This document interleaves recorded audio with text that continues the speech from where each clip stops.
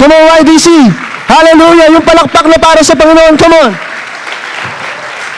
Yung palakpak na para sa Panginoon. Come on. Come on, if you're excited to be in the house, give Him praise. Come on, stand up in His presence. Sige, tayo tayo. For a minute, let us just worship the Lord right now. Come on. Gamitin mo lang yung puso mo at saka yung kamay mo para sa Panginoon. Come on, right now. Pasalamatan mo siya sa lahat ng bagay na ginawa niya sa buhay mo. Sa nagdaang month, come on. Hallelujah. Despite of the problem, despite of the sickness, you are here because of God's faithfulness. Hallelujah. Hallelujah. Isipin mo yon. Isipin mo yung YDC, you are here because of God's faithfulness. Sa dinami-dami ng pinagdaanan nating mga problema, mga issue, mga sakit, mga kasalanan, right now we are here in His presence because of the Lord's faithfulness. Can we just give God once again? Hallelujah! Come on! Hallelujah! Hallelujah! And since tayo pong lahat ay nakatayo na, can we just raise our hands to heaven? Let us just thank the Lord right now. Let us just seek the Lord once again. Pasalamatan lang natin ng Panginoon sa mga bagay na ginawa niya. Come on. I know there are too many. I know there are a lot of things na pwede natin pasalamatan ng Panginoon. Yung lakas na meron ka. Come on. You just thank the Lord right now for the strength that you have, for the grace we experience, for the love that you are experiencing right now, for the air that you breathe. Just thank the Lord. Come on, YDC. Hallelujah. Thank you, Lord. Come on. Come on, come on, come on, open your mouths. Come on. Thank you, Jesus. Come on. Come on, let's just be grateful for today. Let us just be grateful for the things that God has done. Come on, sige, pasalamatan mo ang Lord. If you want to shout hallelujah, if you want to give Him thanks, if you want to shout, if you want to praise, come on, hallelujah. Thank you, Jesus. Oh, you are so, so, so good. Oh, you are so faithful, Lord. We thank you for the grace that we have. We thank you for the cross, Lord. Oh, Lord, we thank you for the forgiveness of our sins. We thank you for cleansing us, Lord. We thank you for the righteousness that we have, for the blessing that we have, for the family that we have, Lord. We are so grateful for them. Lord, despite po sa mga problemang pinagdadaanan namin, nakikita po namin ang katapatan mo, Panginoon. And right now, we are so excited on what you're about to do. Sa pagpasok po namin sa bagong month, Lord, we are just so excited on what you're about to unveil to us. Father, excite our spirits, excite our hearts as we listen to your word. May we have an open heart and an open mind in receiving your word fully, Lord, na wala po kaming mamiss, Panginoon. We thank you and we glorify you. This we pray in Jesus' name. Everybody we say, come on, once again.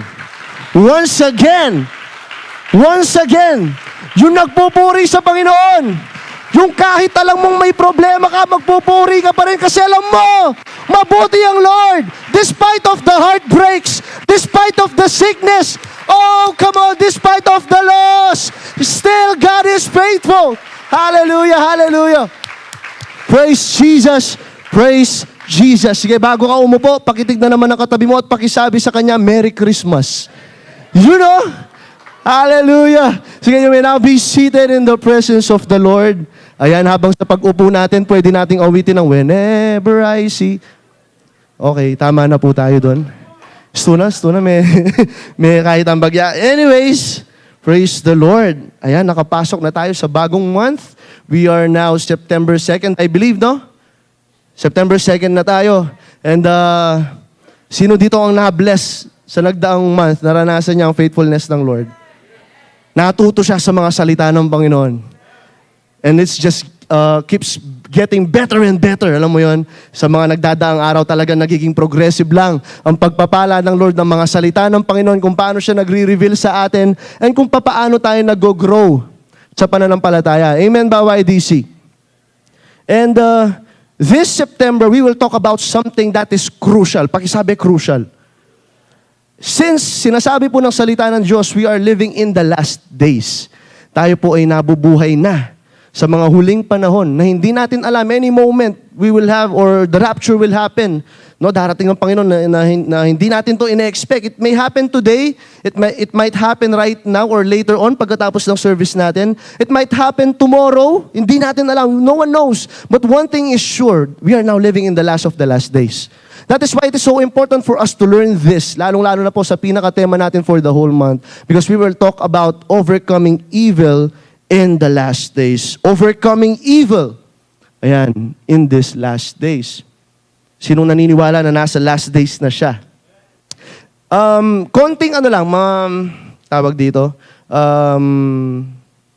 warning lang or siguro parang just to give you a heads up, ayan. Just to give you a heads up. Yung pag-uusapan po natin ngayong hapong ito, it will be highly technical.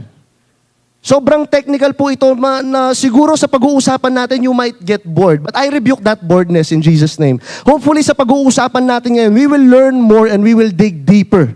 Mas maiintindihan natin lalo kung ano ang sinasabi ng salita ng Diyos. We will grow. Pakisabi, we will grow.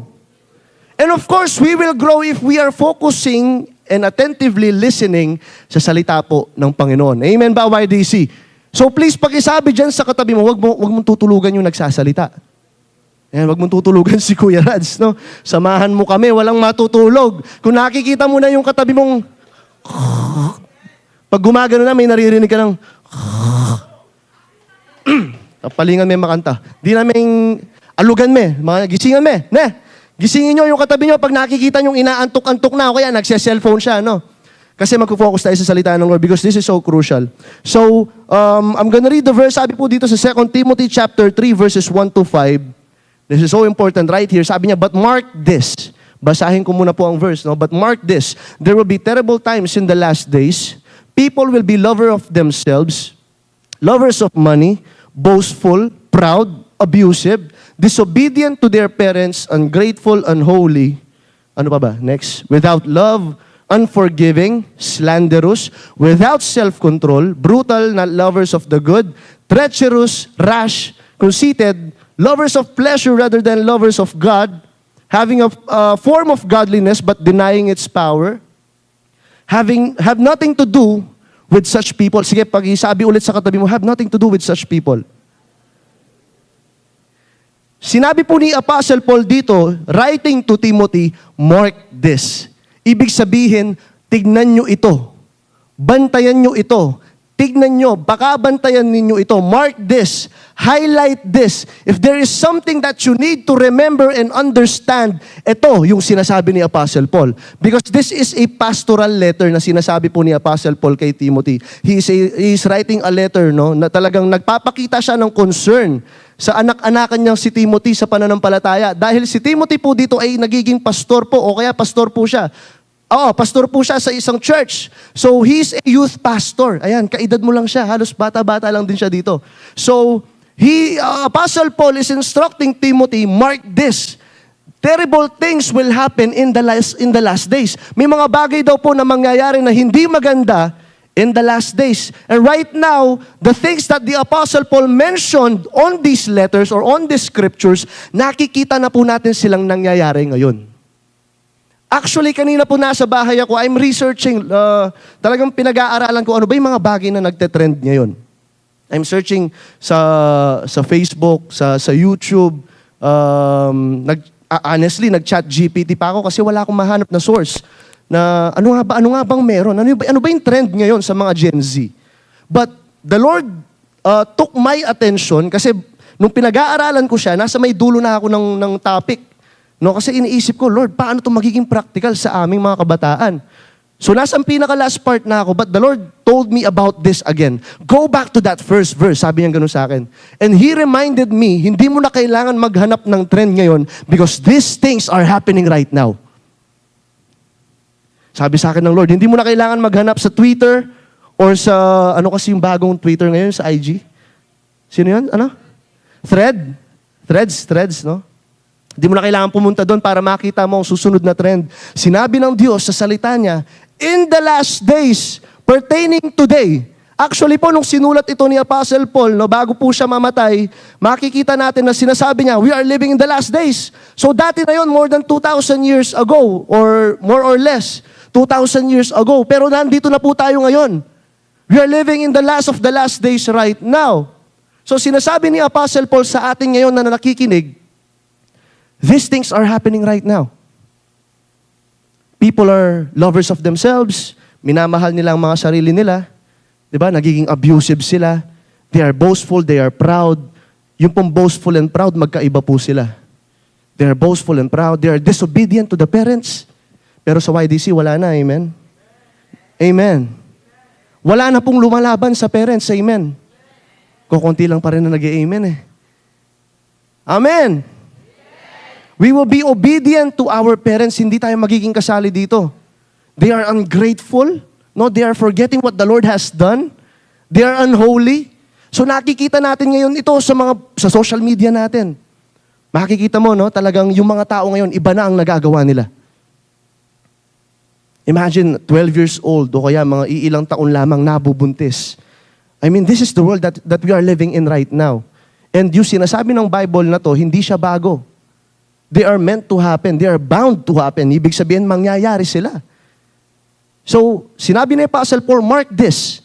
Bantayan nyo to. Pakatignan nyo ito. And then let us read the following scripture. Sabi po sa 2 Peter chapter 3, verse 3 to 4, above all, you must understand that in the last days, scoffers will come. Ano nga ba yung ibig sabihin ng scoffers? Alam niyo yung mga nagmamak? Yung tinatawanan nila yung pananampalataya natin. Isa sa mga famous na makikita nating scoffer or mocker ngayon ay si Pura Luka. Kilala nyo ba yun? Tama ba yung pangalan niya? Pura Luka ba yung pangalan? O may mga nag-agree. So, nakita nyo kung paano niya minamak yung pananampalataya ng Christianity, di ba? And to them, it is art. Pero nakikita natin ngayon that the writings of Peter, Apostle Peter, sa mga churches in, I believe in Asia, yung sinusulatan niya dito, nangyayari din sila sa atin ngayon. It is happening right now. They are mocking our faith. And tignan nyo, no, basahin natin, scoffing and following their own evil desires. They will say, where is this coming? He promised. Ever since our ancestors died, everything goes on as it has since in the beginning of creation. Parang walang nangyari. Katulad lang din ng dati, sinabi, dadating na si Lord dati, pero ngayon wala pa rin. There are some people that will mock our faith. At nakikita na po natin na nangyayari ngayon. Hindi na po sila bago. Minsan nga kahit katabi mo o kaya yung classmate mo sa school, they are mocking our faith. They are making fun of our faith. Minsan nga, nakakalungkot man isipin, pero nakikijoin tayo sa kanila. Hello? Alam mo yung kasabwat ka nilang alam mo yun? Kasabwat ka nakikipag-mock or minamak yung pananampalataya natin. It is a sad thing. Nakakalungkot, di ba? Alam mo yun, yung kasabwat ka sa nagpo-post ng memes about Christianity. Nakakatuwa sila. Oh, may mga times minsan nakakatuwa. Pero but in reality, if you're going to look at it deeper, they are mocking our faith. Minamak po nila ang pananampalataya natin. No, dinidegrade nila yung pananampalataya natin. And people will follow their own evil desires. Isa sa mga signs daw na nambubuhay na po tayo sa last days is that people are following their own evil desires. Sinusunod nila yung sarili nilang nasa o napakasamang nasa ng kanilang laman. They are following it. They will say, where is this coming? He promised. They will say, where is this coming? He promised ever since our ancestors died. Everything goes on. Yung parang nangyari na to, walang nangyayari. Walang nakikitang pagdating ng Panginoon. So they are mocking our faith. These things are happening right now. No? Do you agree, YDC, that these things are happening right now? And if you're agreeing with me that these things are happening right now, naniniwala ka that we need to be vigilant. Amen. Kailangan nating makita lahat to. Kailangan nating ma-warned. Kailangan nating maging alerto sa mga nangyayari sa paligid natin. We cannot be complacent anymore. This is the time that we should be concerned sa lahat po na pangbagay spiritual. Lalong-lalo na po sa pananampalataya na meron tayo. Yung po pag-uusapan natin ngayon, yung pinaka-topic natin will be overcoming false doctrines or overcome false doctrines. Ano nga bang ibig sabihin ng doctrine? Ano nga bang ibig sabihin niya? In Greek word, ang ibig sabihin niya po ay didaskalia, which means teaching or instruction. Sabi po sa dictionary, a belief or set of beliefs held and taught by a church or political party or other group. Usually, ang doctrine po sinasabi or naririnig lang natin inside the church. But in reality, outside the church or any organization who has a set of beliefs are called doctrines as well. Hindi lamang po na tawag dito na nalilimitahan ang doctrine dito sa church, but even outside the church, there are political parties, there are other groups who are calling their beliefs doctrines. No, meron din po sila, meron din po doon. A basic biblical truth organized in a systematic form. Paniniwala, aral, turo, paniwala, batas, doktrina, dogma, ayan, a fundamental truth of the Bible arranged in a systematic form or theology. Siguro familiar kayo sa form ng theology. But this is important right now. As young as we are, we need to understand and learn more about theology. Kasi mamaya, mas maiintindihan po natin ito lalo. Sabi po dito, strong beliefs makes a strong character. Kung meron ka daw malakas na pinaniniwalaan, it can create a strong character in you. Clear-cut doctrines and convictions make for clear-cut doctrines and convictions. Meron akong isang illustration dito para maintindihan nyo yung sinasabi ko.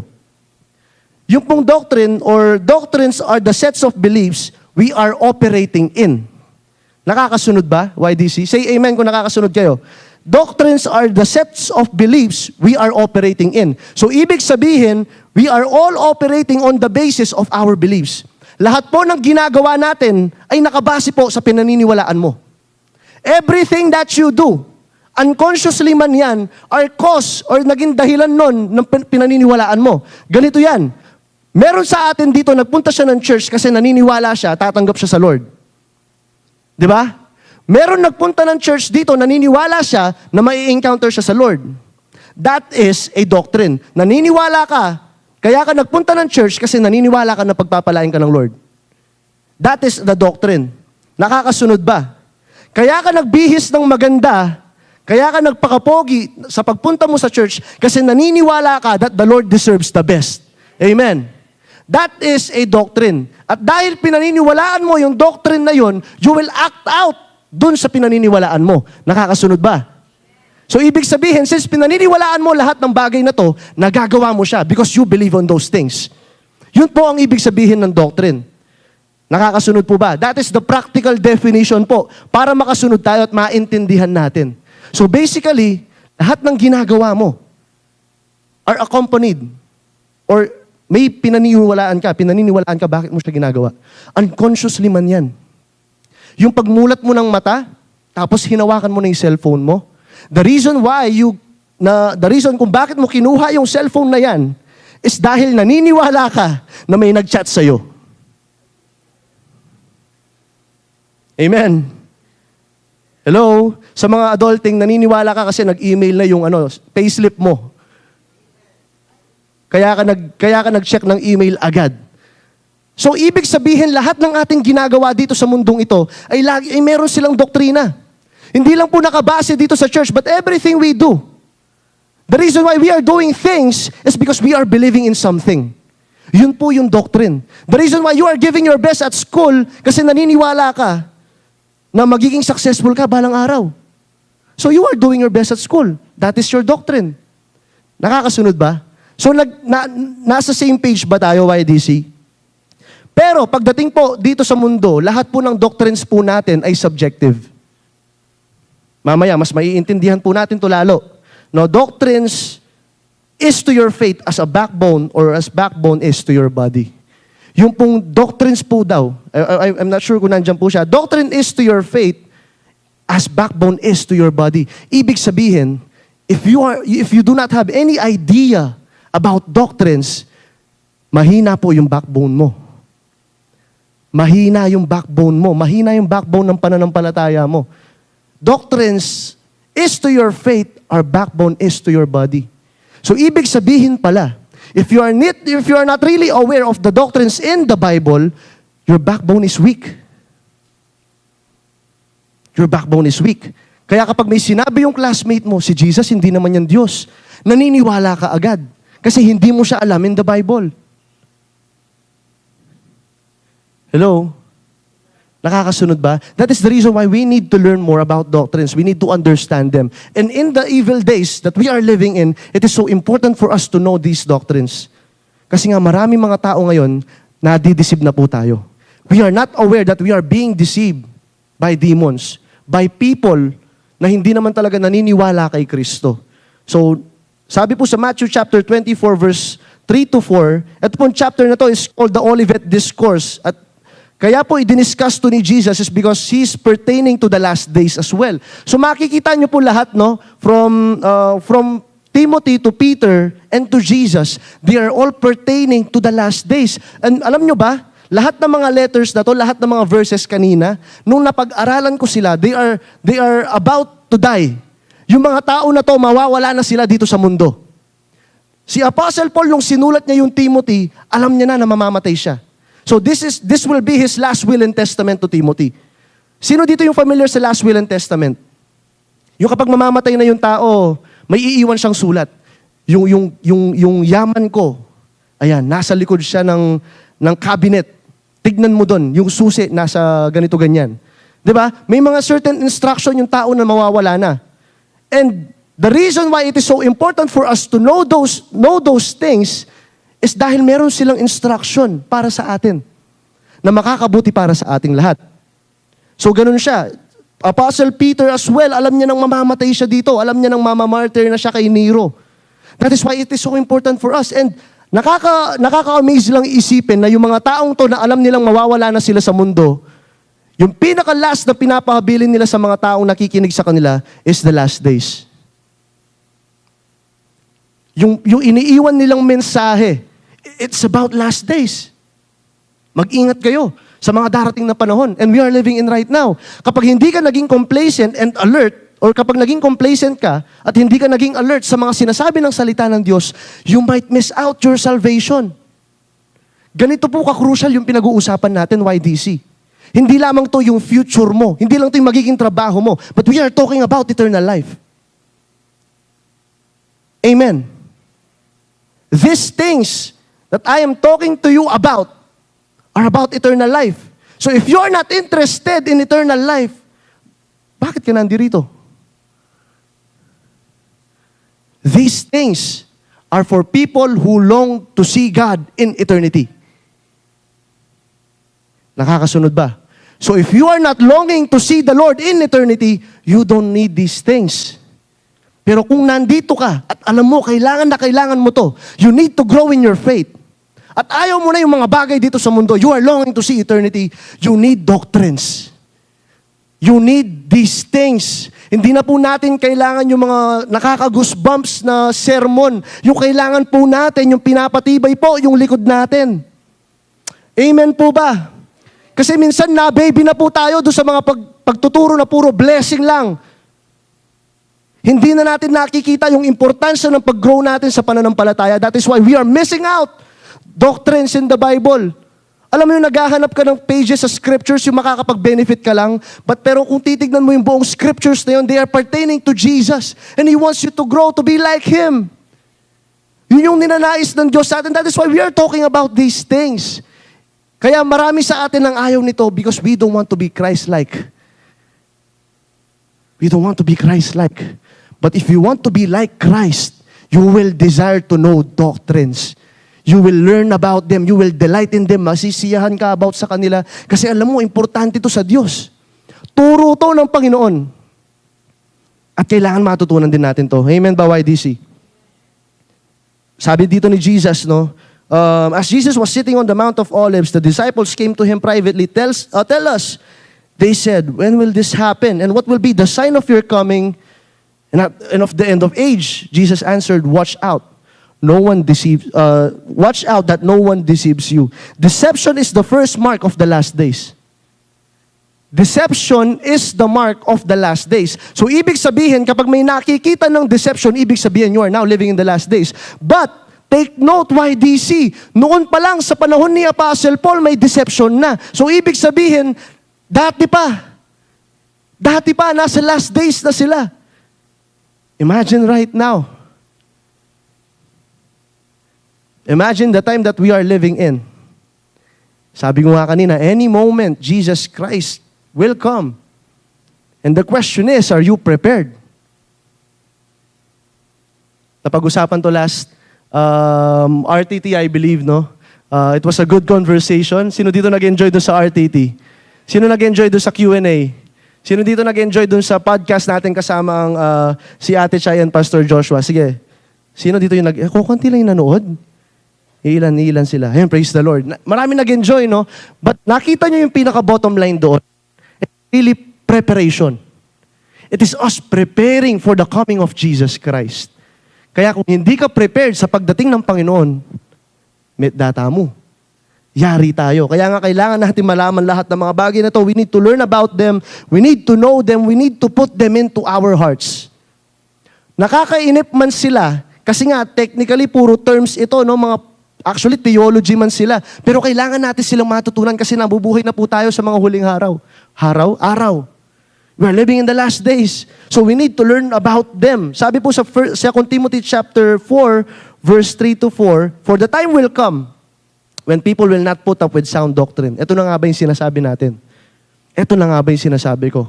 For the time will come. Darating daw yung araw. Basahin ko muna ang buong verse. For the time will come when people will not put up with sound doctrine. Instead, to suit their own desires, they will gather around them a great number of teachers. Maghahanap daw sila ng mga teachers to say what their itching ears want to hear. They will turn their ears away from the truth and turn aside to myths. Maghahanap daw sila ng mga teacher o ng mga tagtuturo na makakapagkiliti sa tenga nila. Ibig sabihin, there will be time. Kaya kung hindi kayo alert, YDC, kung hindi po kayo alerto sa nangyayari sa mga buhay natin, there will be a time that you are going to have a itching ear. Yung aayawan mo, yung sinasabi ng pastor na yan, pinag-uusapan natin mga doktrina naman, bakit hindi natin pag-usapan yung future ko? Bakit hindi natin pag-usapan paano ako magkaka-love life? Paano pag dumating na yung Lord bukas, magla-love life ka pa ba?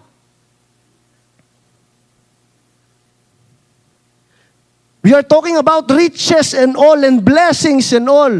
But what if the Lord will come tomorrow? Are we even prepared? Hello? YDC. That is why we are talking about these things. That is why I need you to bear with me kasi alam ko, naiintindihan ko. This will be hard for us, but we need this. We badly need this as a church. The church right now needs doctrine. Hindi po yung nagpapag-goosebumps, yung kailangan ng bahay-sambahan ngayon. A healthy dose of teaching of the word of the Lord. Hindi po inspirational, hindi po yung nakakakilig. But we need doctrines, we need the gospel right now. Nakikita nyo ba kung gaano karampan ngayon at gaano kasama yung panahon? Imagine this, there are a lot of sinners outside this church. Napakamaraming makasalanang tao outside this church. And then yung sasabihin natin sa kanila, inspirational quotes. Inspirational quotes? Hindi po makakapagbago ng puso yung inspirational quotes. Yung kailangan po nila si Jesus. They need the gospel of Jesus Christ. They need a crucified Savior. They need the crucified Savior. We need the crucified Savior. We need the doctrine of a crucified Savior. Kailangan nating malaman lahat ng bagay na yon. We need to know them. We need to know them. We need to, tawag dito, kailangan natin ma-embrace yung mga bagay na yon wholeheartedly. Kailangan natin sila. Kailangan natin sila. Nasulat ko dito, the appearance of the doctrines of God, Jesus, and personal faith and the scriptures shows that the concern of the Apostle Paul to Timothy is the doctrine that was taught or passed to him. Kasi makikita mo dito lahat ng tinuro ni Apostle Paul. Pwede po natin makikita yung 2 Timothy chapter 1 verse 13 para lang maintindihan natin to. Sabi niya dito, 2 Timothy chapter 1 verse 13. Nandiyan po ba? Ayan. What you heard from me, keep as the pattern of sound teaching with faith, love in Christ Jesus. Kung ano yung pinasa ko sa iyo, kung ano yung narinig mo sa akin, Keep them in your heart. Make it as a pattern of your sound teaching. Ibig sabihin, ito yung ituro mo sa mga church. Ito yung ituro mo sa mga kabataan. Ito yung ituro mo sa mga tao na nagnanasang mag-grow sa Panginoon. Ito yung ituro mo, yung salita ng Panginoon. Teach the gospel. Teach the crucified Savior. Hindi po natin kailangan ng inspirational quotes. We need Christ. We need Jesus Christ. We need to go back to what the Scripture says. At sinasabi niya dito, ito yung kailangan natin. Right now, this is what the people need. At kapag inayawan po natin ito, ito yung magiging resulta. Sabi po sa 1 Timothy chapter 4 verse 1, this will be the result kapag ayaw na natin yung mga ganitong klaseng doktrina o yung mga turo. The Spirit clearly says that in the later times, some will abandon the faith and follow deceiving spirit things taught by demons. Ito yung magiging resulta. If we have abandoned the faith, kapag hindi natin pinanghawakan, if we do not delight on those doctrines na sinasabi ko, if hindi natin in-embrace yung turo ng ating Panginoon, if we do not embrace the word of the Scriptures, this will happen to us. This will happen to us. We will abandon our faith. Kahit gaano ka kainit sa Panginoon kapag nag-worship ka, if your doctrine and your backbone is not strong, you will fall away. I can assure that kasi ako mismo naranasan ko. Alam mo yung passionate ka mag-worship, alam mo yung pag mag-worship ka, talagang mangaga ka, gugulisa ka, hallelujah, Jesus! Oh, shanda. Tapos talagang yung sipon mo, talagang tumutulo, lumuluha ka. Pero pag uwi mo ng bahay, uulitin mo na naman yung kasalanan na yon. Parang walang nangyari. Hindi ba nakakatakot yung ganong klaseng picture ng isang Kristiyano? Why? Because they fail to understand the doctrines of God. That is why we need them. Pakisabi sa katabi mo, kailangan natin yung doktrina. Kailangan natin, we need sound doctrine. Kaya nga sabi po dito sa unang point natin, pambira, unang point pa lang tayo, pero let us make sure na matatapos po natin lahat ng to. To overcome deceptive false doctrines, we need to know the sound doctrines from the Bible. Kailangan nating malaman yung sound doctrines na nanggagaling sa salita ng Diyos. Ano po ba ibig sabihin ng know? Know means to be aware of true observation, inquiry, or information. So ibig sabihin, inaalam mo. You get to familiarize with them. But the question is, we cannot know the sound doctrines from the Bible if we are not reading our Bible. So eto na naman tayo, nandito na naman tayo. We will go back to the basics because the basics are important. Alam nyo, kapag inalis nyo yung isang piece doon sa foundation na yun ng isang building, babagsak at babagsak yung building na yan. Kahit gaano yan kaganda. That is why YDCA would like to ask you, how is your Bible reading? Nag-i-enjoy ba kayo sa Bible reading ninyo? How many of you here is enjoying, delighting, nagagalak ka? You're just so really in love with Jesus whenever you're reading the Bible. Iilan lang talaga, no? Nakakalungkot. Sa mga hindi pa po nakakapagbasa ng Bible, this is the time for you to open your Bible. Come on, search out the promises of the Lord. Napakaganda ng pangako ng Panginoon sa'yo. Open the Scriptures, the message of the Lord for you. Sinasabi ng Panginoon sa'yo sa salita niya, mahal na mahal ka niya. Pero hindi mo malalaman yon hanggat hindi mo binubuksan yung salita ng Panginoon. Come on, YDC, right now we need to be in love with the Bible. We need to open the Scriptures. How many time you spent on social media? Hello? Eto na tayo. Amen. We need to go back to the basics. Pagbubukas lang to ng salita ng Diyos. How often do we read our Bible? Are we in love in reading the word of the Lord? Yung message niya para sa iyo? Kung gaano kanya kamahal, nalalaman mo ba yon yung mga pangako niya para sa'yo? Pinramis niya para sa'yo, YDC, na hindi kanya iiwan at pababayaan. Pinramis niya sa'yo na bibigyan kanya ng magandang kinabukasan. But do you know those things? Sinabi ng salita ng Diyos, mamahalin kanya at liligtas kanya sa mga kasalanan mo. Lilinisin kanya, but are you aware of those things? Are you aware of those things? Hello? Or are you just, siguro alam mo lang sila kasi naririnig mo sila sa amin, but you are not really opening the Word. Hello, YDC. We need to open the Word. We need to know the sound doctrines from the Bible. Ano nga bang ibig sabihin ng sound doctrine? Siguro ngayon mo lang siya narinig. Pero dati mo pa siya nai-encounter. Ang ibig sabihin po ng sound doctrine is uncorrupted or right teaching. Puro. na katuruan. Hindi po hinahaluan ng sarili. Purong salita ng Diyos, purong turo ng salita ng Diyos. At walang anumang halo pang sarili. That is the right teaching. Tama, wastong katuruan, tamang aral. Tignan niyo po ang sinabi po sa Psalms 119 verse 45. So I will live in freedom because I do my best to know your instructions. Look at this. Look at the psalmist. So I will live in freedom. Mamumuhay ako.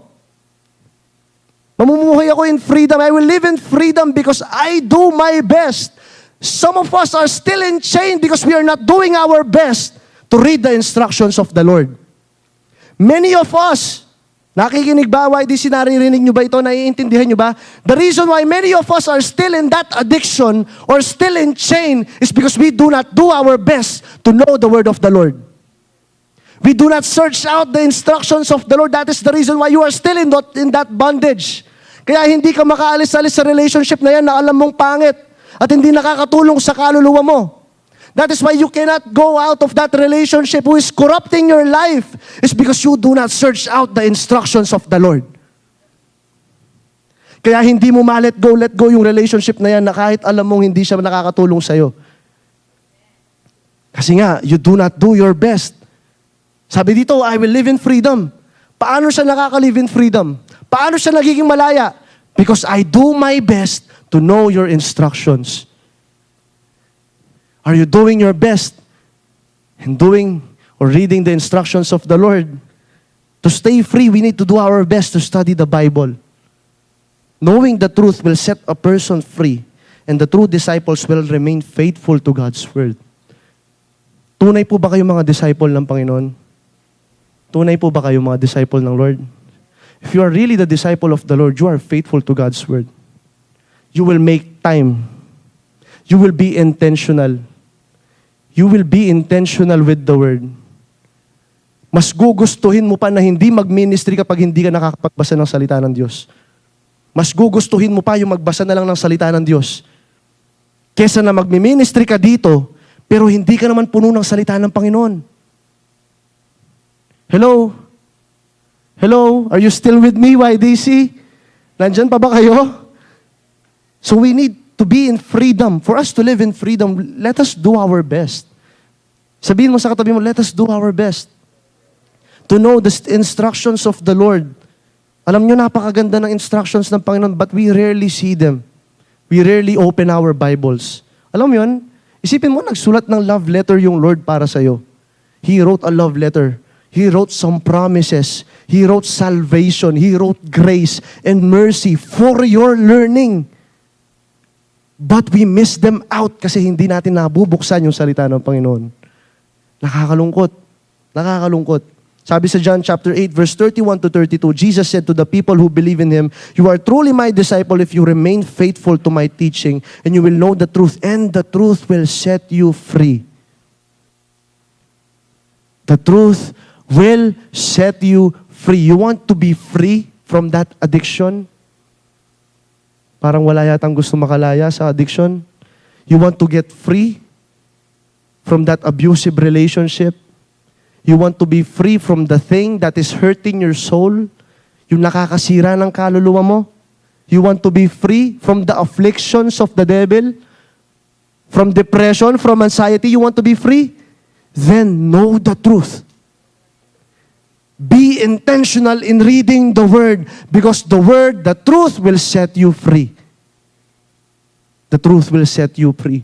Yung pinaka-context po dito, pinapakita ng Panginoong Jesus na siya talaga yung tamang daan. Amen ba? That there's no other truth apart from Jesus Christ. That He is our true God. Sinabi po sa Proverbs chapter 4 verse 13, hold on to instruction. Do not let it go. Guard it well, for it is your life. Sa lahat po ng sinasabi ng Panginoong Diyos, sa mga teachings na pinapakita niya dito, the righteousness that He have shown us, guard them well, for it is your life, YDC. Alagaan nyo sila, alagaan natin sila. Do not take them lightly, please. Because they are the word of the Lord. They matter. They do matter. They are so important. They are valuable. Sobrang priceless po ng salita ng Diyos. Let us keep it with our life. Let us protect it. Let us guard it well. Ito po yung buhay natin. YDC, ito yung buhay natin. Kung hindi ito yung buhay mo, baka... Hello? Nakakasunod ba? This is our life. The Word is our life. And if you are not reading the Bible or the Scriptures, let us ask ourselves, tanungin natin yung buhay natin, tanungin natin yung sarili natin, do I even have life? Do I even have life? Sabi po sa Acts 17:11-12, ito po yung mga Bereans, no? Tignan nyo po sila kung gaano po sila kagrabe sa pag-aaral ng salita ng Diyos. Look at the Bereans. Now, the Berean Jews, ito po mga Berean Jews, siguro nagtataka kayo, ano yung Berean na yan? Yung Berean po na yan, it is located in the Macedonia, no? It is a small city. Isa po siyang small city in Macedonia, located in southwest po. Nasa baba po siya ng Thessalonica. And then yung mga Berean Jews na to, sabi po dito, were more noble character than those in Thessalonica. Dahil lang nangyari po sa Thessalonica, nung nag-preach si Apostle Paul, pinagugulpi po sila. Pinagugulpi po sila. Hello? Pinagugulpi po sila dito. So, tignan niyo po kung sinabi ng salita ng Diyos. For they received the message with great eagerness and examined the scriptures every day to see if what Apostle Paul said was true. How many of us here, pagkatapos po ng YDC na to, pag uwi mo ng bahay, you will open your Bible, you will assess if what the preacher says is true. How many among us here can confidently say na inaaral niya, tama ba yung sinabi ni ganito, tama ba yung sinabi ni ganyan? Hello? Sabi dito, let us be like Berean Jews. No, let us be like Berean Jews. And dahil po pinag-aaralan nila yung salita ng Diyos, marami po mga nakatanggap sa pananampalataya o sa gospel. Maraming naniwala sa good news po ni Jesus Christ because they have searched it out sa scriptures. And imagine this, nabanggit po sa amin ng aming pastor na in these times, Old Testament lang yung meron sila. Di ba? Imagine, Old Testament lang yung meron silang scripture. Wala po silang katulad natin na may 66 books. Ang meron lamang sila Old Testament. But they still confirm that salvation is by grace through faith. Amen ba, YDC? Familiar ba kayo sa salvation by grace through faith? Amen? Sino po dito familiar po sa salvation by grace through faith? Taas ng kamay. Sige po, magtaas kayo ng kamay. Don't be, huwag kayong mahihiya kung alam nyo siya. Sige, taas. Pakataas nyo. Come on, taas nyo. Salvation by grace through faith. Naiintindihan mo siya. Taas kamay, taas kamay. So may mga iilan pa rin na hindi talaga alam ang salvation by grace through faith. That salvation by grace through faith, tayo po ngayon ay naligtas kay Kristo dahil po naniwala tayo sa Kanya. That is the new teaching of the new covenant. Na tayo po ngayon, nakalaya na from old covenant at malaya na po tayo para kay Kristo. Nung naniwala tayo sa Kanya, tayo po ay naliligtas. Pero kailangan mong maniwala na namatay siya para sa'yo at nilinis niya yung mga kasalanan mo. Amen ba? That is the good news. YDC, napakagandang balita nun. If you are not amazed of that news, hindi ko na lang alam. But that is a good news kasi malilinis ka ng kasalanan mo if you believe on the Lord Jesus Christ. You will be saved and you will be forgiven of all the sins that you have done. Imagine that good news. No, and the Bereans are searching the scriptures every day to see if what the Apostle Paul said, if it's true. Tama ba yung mga sinasabi ni Apostle Paul? No, talagang pinakabasa nila. Sabi po sa verse 12, and as a result, ito yung naging resulta ng pagbabasa nila. Many of them believe, as did also a number of prominent Greek women and many Greek men. Naniwala sila. Imagine this, YDC. After this service, no, pag uwi mo ng bahay, you are searching out the scriptures, pinag-aaralan mo yung sinasabi ng nagsasalita dito sa harap. Talagang inaral mo.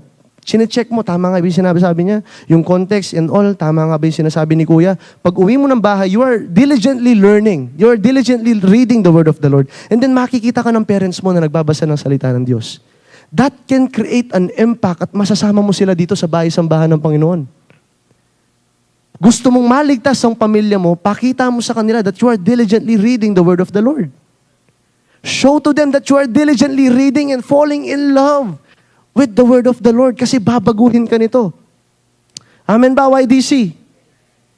Sabi po sa second point po natin, to overcome deceptive false doctrines, we need to refuse to listen to false doctrine. Alisin po natin sila, wag po tayong makinig ng mga maling doktrina, mga maling katuruan. And alam nyo ba, iilan po sa mga maling katuruan na meron tayo, though, since we are living right now, no, sa tawag dito, sinasabi po nila, postmodern world, may mga iilan pong mga phrases na inadapt po tayo. No? Yung mga salitang, follow your heart, sundin mo yung pangarap mo, mga ganon. Hello? Ipakita mo kung sino ka. Yan. Pakita mo kung sino ka. Ayan, no? May mga ganun tayong nakikita, nababasa ngayon. O kaya may mga phrases tayong nakikita. Yung sa Nike, just do it. Just do it. O kaya naman sa Sprite, obey your thirst. Sundin mo yung uhaw mo.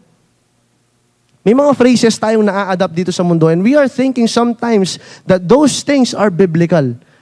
But they are completely in a theological error. Maling-mali po sila.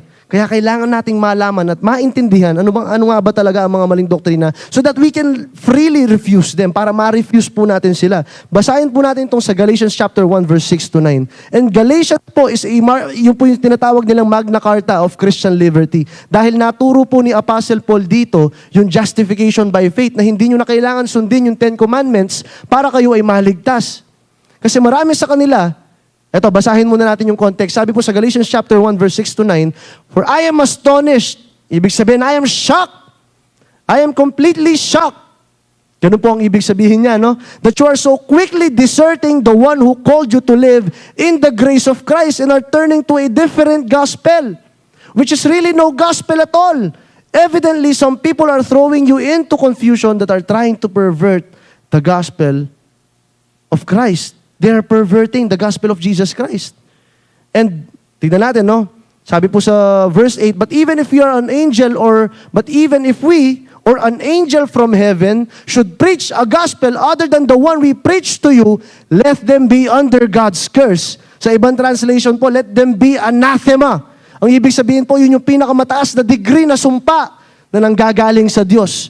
Ganun po katindi ang salita ni Apostle Paul dito kasi ayaw niya na napapervert po yung gospel ng Panginoon. Ayaw niya na nalalagyan po ng effort ng tao yung gospel ng Panginoon kasi na-offend po ang cross. As we have already said, so now I say again, if anybody is preaching to you a gospel other than what you accepted, let them be under God's curse.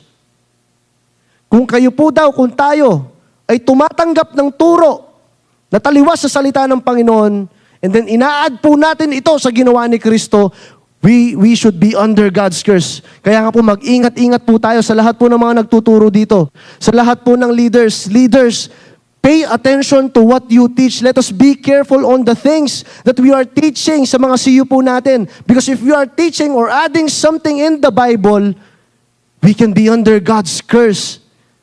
Ganito po ka-crucial ito sa mga nagtuturo. Isipin niyo po ito kasi may mga dumating po na yung pinaka-context nito, may mga Judaizers or mga missionary na pupunta po ng Galatia.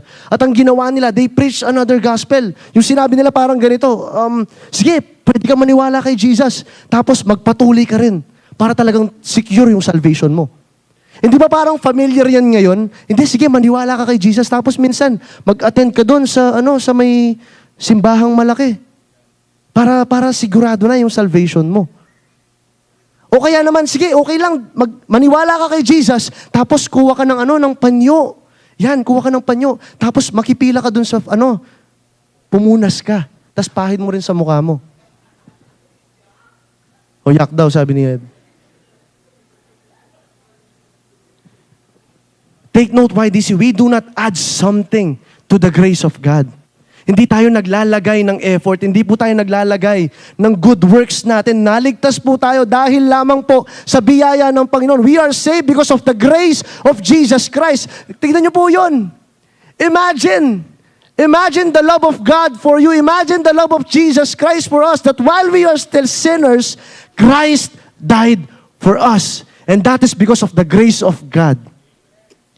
The moment na naniwala ka, you believed in faith, automatically you have been saved. Noong time na nagrepent ka sa mga kasalanan mo, you are welcomed into the kingdom of the Lord and you are now part of the kingdom. But we do not add something to that grace. Hindi tayo kailanman magdadagdag ng bagay doon. Kasi may mga times po, no? And naiintindihan ko minsan, nagkaka-error tayo, YDC, na for example, nagkasala ka. Shucks, may nagawa akong mali sa Panginoon. Then yung gagawin mo, magde-devotion ako for the whole week. Walang mintes. 24 hours. Magsusulat ako para talaga maramdaman kong ligtas ako. Hindi po. Salvation is by faith. Salvation is by faith. It was offered to us freely because it is grace. We should receive it by faith. Kailangan mo lang manampalataya na nilinis ka na ni Kristo. And we should not add something to it. Nakakasunod po ba? Say amen if nakakasunod tayo. Sabi po dito sa Galatians chapter 3 verse 1 to 3. Tignan niyo po kung gaano katalim yung salita ni Paul. Kaya nakikita niyo kung gaano ka-importante yung gospel para sa kanya. Tignan niyo po kung gaano ka-importante yung gospel para kay Apostle Paul. Yung pong ginawa ni Kristo sa krus ng Kalbaryo, yung salvation by grace through faith. Tignan niyo po ito, sabi niya, "You foolish Galatians, who has bewitched you?"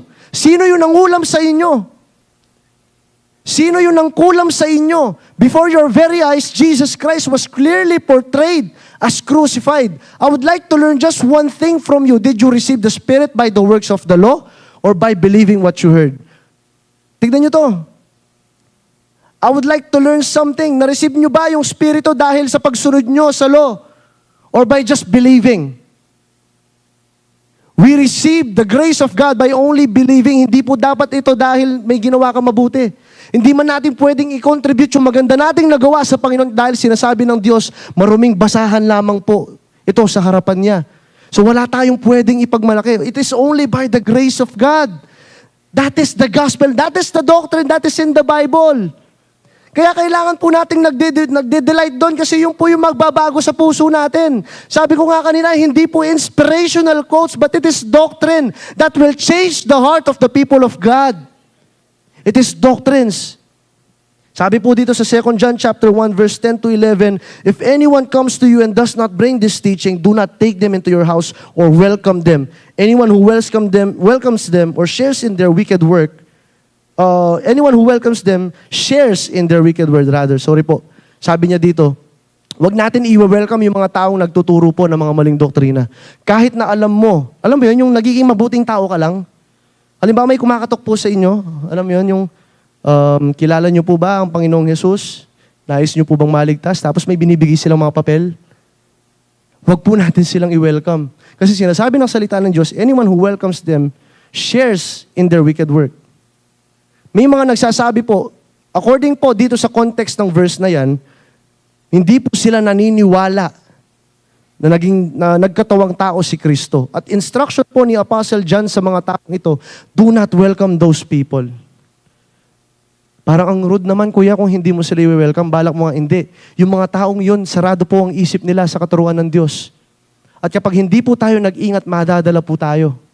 And we are sharing in their wicked work. So do not welcome false teachings. Do not welcome. Refuse to hear false doctrines. Wag natin silang pakikinggan. Tingnan niyo po sa 2 Corinthians chapter 11 verse 3 to 4. "But now I am afraid, just as Eve was deceived by the serpent's clever lies, your thoughts may be corrupted and you may lose your single-hearted devotion and pure love for Christ. For you seem to gladly tolerate anyone who come to you and preaching a pseudo-Jesus, not the Jesus we have preached. You have accepted the Spirit and a gospel that is false. Rather than the Spirit and gospel you once embraced, how tolerant have you become of these impostors?"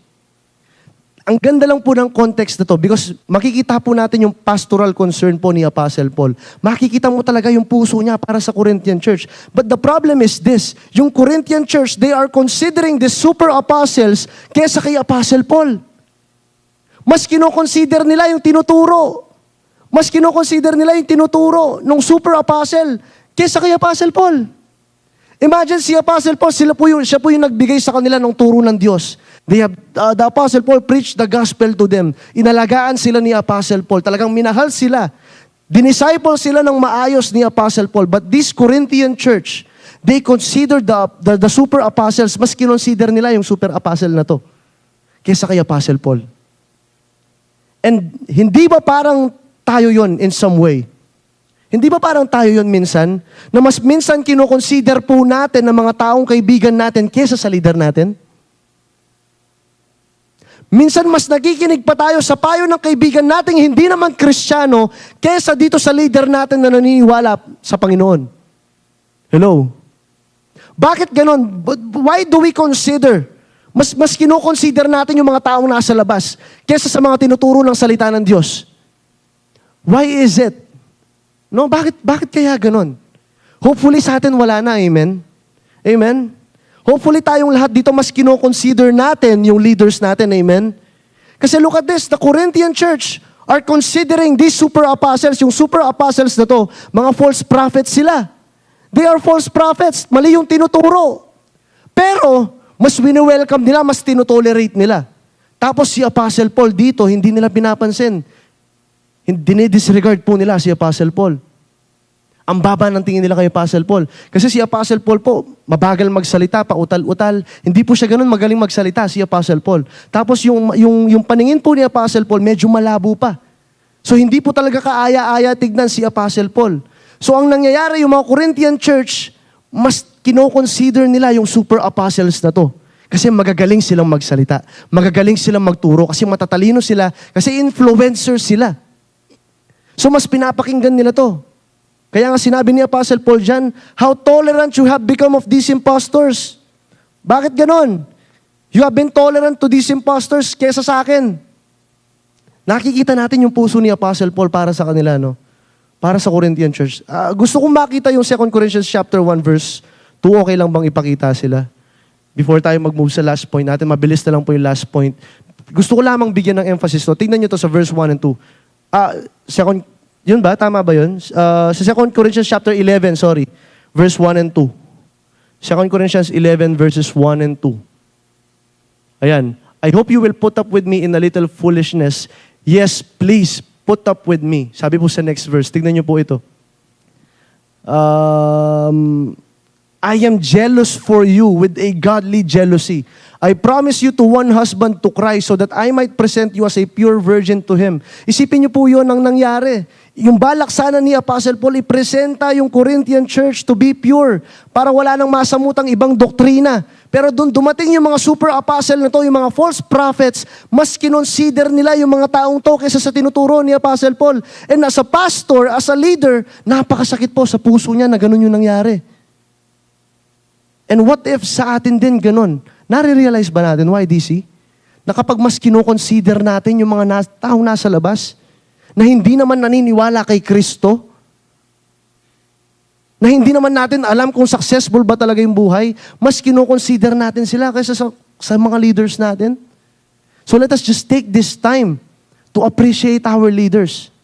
Take this time to really admire them, to pray for them, to honor them.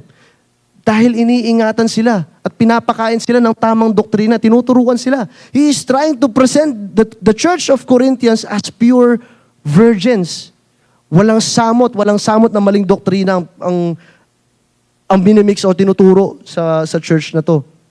Yan nga napaka-importante. Sabi po dito sa Jude chapter 1, verse 3 to 4, Dear friends, although I was very eager to write to you about the salvation we share, I felt compelled to write and urge to you, contend for the faith that was once for all entrusted to God's holy people. Contend for the faith. Alam niyo po, sino mga nagde-dep dito? Taas kamay ng mga nagde-dep. Taas kamay, taas kamay. Sige, taas mo yung kamay mo. Please take it seriously. Please take it seriously. Take advantage of it. Sumulat kayo. Alamin nyo lahat yung pangako ng Diyos. Alamin nyo lahat yung mga doktrinang itinuturo sa inyo. Embrace those doctrines because you will grow and mature sa mga doctrines na yon. And darating po yung araw, you will contend for the faith. Pag may dumating na time na yung mga kaibigan mo, yung mga parents mo, yung mga taong nakapaligid sa'yo, sinisiraan yung pananampalatayang tinatayuan mo, you need to contend for your faith. Kailangan mong tayuan yung pananampalataya mo, ipaglaban mo yung pananampalataya mo. That is why sa lahat po ng nagde-dep ngayon at hindi pa po nagde-dep, I encourage you to learn. I encourage you to enroll. Sa mga susunod po na dep class, mag-enroll tayo, matuto tayo, pag-aralan natin yung mga doktrina ng Panginoon. Huwag tayong manlumo, huwag tayong mainip sa mga bagay na yon. And sabi po dito sa last point po natin, to overcome deceptive false doctrines, we need to stand firm in the true faith. Sabi po sa 1 Corinthians 16:13, be on guard, stand firm in your faith. Yung ibig sabihin po ng stand firm in your faith dito, hindi po yung parang maging matikas ka o lakasan mo yung katawan mo. Hindi po siya ganun. Yung ibig sabihin ng stand firm in your faith, it means to stand firm in your doctrines. Stand firm on the teachings of the Lord. Panghawakan mo sila, aralin mo sila. Do not be complacent again. YDC, I'm asking you, please, study the word of the Lord. Do not miss out on the scriptures. Do not miss out on the doctrines of the Bible. This will be your backbone. Kapag wala po yung mga doctrines na to, hindi natin sila inaral. Pag dumating po yung pagkakataon na matcha-challenge yung pananampalataya mo, tutuklip ka, kapatid. Kailangan mo to. Kailangan natin to. In God, respecting His precepts and keeping your doctrine sound, act like mature men and be courageous, be strong. Pakisabi sa katabi mo, be strong. Stand firm. Keep the doctrine sound.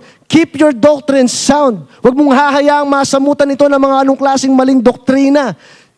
That is why lagi namin paulit-ulit na sinasabi, kahit na magsasawa kayo sa akin, I'm pleading, please open the Bible. Study the Word. Delight in the Word. Keep the Word of the Lord. Amen. Aitana. Amen. Sabi po sa Galatians 5:1, it was for this freedom that Christ set us free, completely liberating us. Therefore, keep standing firm and do not be subject again to the yoke of slavery. Huwag na po tayong babalik. Alam nyo ba, YDC, if you have a clear doctrine and strong foundation, you will easily battle sin. Magiging madali na lang ang paglaban natin sa kasalanan. Katulad niya nung sinabi ko kanina.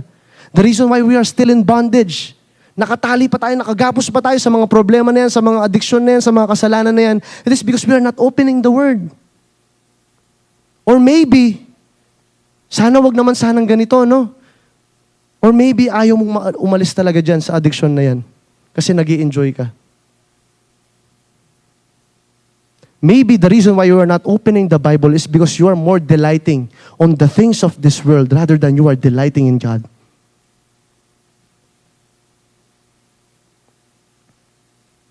This will keep you free. Pero yung tanong, nais mo ba talagang maging malaya? That is the question here. Do you really want to be free? Do you really want to mature? Nais mo ba talagang mag-grow sa pananampalataya mo? O nais mo na lang ma-enjoy yung mga bagay dito sa mundo at ma-enjoy mo na lang yung pita ng laman mo? Because to those who want to mature, they desire holiness. They desire this. They will be intentional in opening the Word. They will know the doctrines of the Bible. Magde-delight po sila sa justification by faith. Magde-delight po sila sa doctrine of the blood. Magde-delight po sila sa doktrina ng Holy Spirit. They will enjoy the doctrine because they know those things are for them. And it is for their maturity. They will delight in them. Magagalak sila sa mga bagay na yon. Hindi po sila maiinip sa mga bagay na yon. Hindi sila maiinip. They will enjoy doctrine because they know these things will make them mature. They will make them strong Christians. It will strengthen their backbones. Talagang titiba yung pananampalataya nila. But the question is, do you really want to mature? This is the question. Magtapos po tayo, no? Sabi po dito sa pinag-aralan natin, balikan po natin sila. To overcome false doctrines, we need to know the sound doctrines from the Bible. Refuse to listen to false doctrine. We need to stand firm in the true faith. And lastly, allow me to share the verse na napag-aralan ko lang po kanina. Sa 2 Timothy chapter 3 verse 14 to 15. Chapter 3 verse 14 to 15. Babasahin ko lang. And allow me to just encourage you with this verse. Bago tayo magpunta sa last verse po natin. Sabi niya dito, but as for you, para sa inyo, na mga nakikinig ngayon, though Apostle Paul is talking to Timothy, but this implies to us as well. But as for you, continue in what you have learned and what you have become convinced of, because you know those from whom you learned it, and how you from infancy you have known the Holy Scriptures, which are able to make you wise for salvation.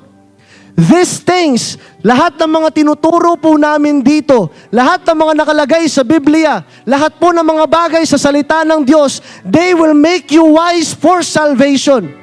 Kaya kapag may mga darating na maling doktrina dito sa church na to, you will able to find them out. Sumasakit yung tenga mo. Kasi alam mo, mali yung pinipreach ng tao na nakatayo dito. Because you have a heart for sound doctrine. It will make you wise for salvation. YDC, again, open this word. Open this word. Open the word of the Lord. This is for you. Para sa iyo po ito, para mabago yung buhay mo, para mabago tayo, para malinis tayo sa mga kasalanan natin. It will strengthen our backbones. Let us delight in the doctrines. Alam ko po, medyo nakakainip pag sinasabing doktrina, but did you know? Alam nyo ba, YDC, I delight in doctrines. I love doctrines. Nakaka-amaze isipin kung paano ka binago ng Panginoon, paano nag-work yung justification. Nakaka-amaze isipin kung paano nag-work yung dugo ng Panginoon, binabago ka. Nakaka-amaze kung paano ka binabago ng Holy Spirit, nag-work siya sa'yo, sanctifying you all throughout. Nakaka-amaze na all throughout this process, there will be perseverance. The Lord will preserve us. Hindi niya tayo iiwan at pababayaan. Delight on those doctrines. Delight in the Word. This will make us wise into salvation. Sabi po dito this will be our YDC verse challenge with the hashtag Make Jesus Known. Psalms 18 verse 30, As for God, His way is perfect. The word of the Lord is tested and tried. He is a shield to all those who take refuge and put their trust in Him. His ways is perfect. Lahat ng plano ng Panginoon Diyos, lahat ng mga teachings and doctrines na madadaanan nyo sa Biblia, they are all perfect and it will make you wise into salvation. YDC, do not disregard the Word. Okay lang na kahit hindi nyo na ako makilala, darating yung panahon na makakalimutan nyo ako. It is okay. But do not forget the Word. Do not forget the Word. Do not forget this. Make this as your sole priority in these last days. This will save you. Itong salita ng Diyos yung magliligtas sa atin in these evil days. Hindi po. It is not inspirational quotes again that will save us. Hindi po fancy quotes na kung sino mang mga sikat na tao na naririnig po natin. Hindi po ganon. But this is the powerful word of the Lord will transform each and every hearts who take refuge in it. Yun po yung mababago. Sila po yung mababago, yung nagtiwala, yung nagdelight, yung minahal yung salita ng Diyos ng buong buhay po nila. The reason why I'm so passionate on telling you about this because I was changed because of this word. This word changed my life. This is personal to me and I want you to experience it the same. This is the only thing that changed me. Wala na pong iba. Wala na pong iba. This made me wise into salvation. This made me experience the grace of God. This made me experience the promises of the Lord. This made me experience the cross.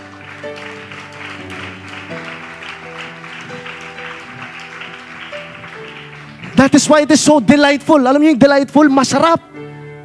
Ang sarap pag lagi kong nakikita yung ginawa ni Jesus dito sa salita niya. Kasi nare-remind ako kung gaano kasarap yung biyaya ng Panginoon. Naligtas ako, nabago ako, nalinis ako. And right now, I'm a new creation in Christ. I am now in the right standing because of the blood of Christ. I would delight on that doctrine. And anyone who tries to destroy those doctrine, I will contend for that faith. I will contend for the faith. Kasi naturo ng salita ng Diyos sa akin. So please, YDC, as we are going to take the Holy Communion, and we stand on our feet, and sa pag-take po natin ng banal na hapunan, may we just commune with the Lord. Alam niyo ba yung pag-take natin ng communion, we are communing with God. We are identifying ourselves with Him. We are united in Christ. So habang pag-take po natin ng Holy Communion, let us assess ourselves. I-prepare po natin yung puso natin sa pagtanggap ng banal na hapunan. Kasi may blessing po pag tumanggap tayo dyan.